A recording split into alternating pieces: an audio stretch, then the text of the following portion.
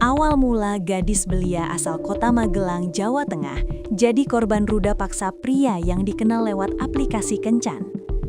Terungkap awal mula gadis belia asal kota Magelang, Jawa Tengah, jadi korban ruda paksa pria yang dikenal lewat aplikasi kencan. Bahkan korban sempat disekap hampir sepekan.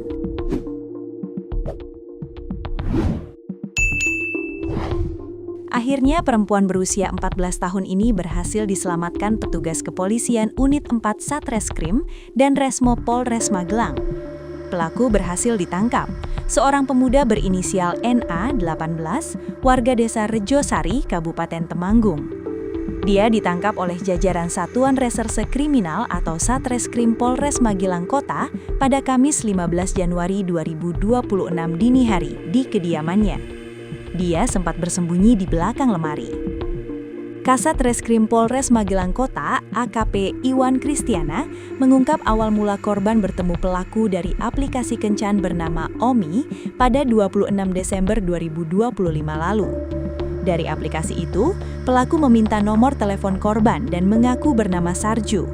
Mereka lalu intens berkomunikasi lewat WhatsApp, jelas Iwan dalam konferensi pers di Mapolres Magelang Kota, Jumat 23 Januari 2026. Dalam percakapan mereka, pelaku mengajak korban untuk bertemu langsung pada 10 Januari 2026. Namun, pada Kamis 8 Januari 2026, sekitar pukul 8 malam, pelaku bersama seorang temannya mendahului jadwal dan langsung menjemput korban di lapangan voli Kiringan, Magelang Selatan.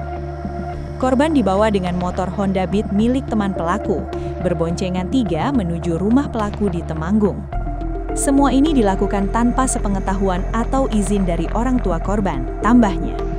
Pelaku menyandara korban hingga mengalami tindak tidak terpuji berulang kali.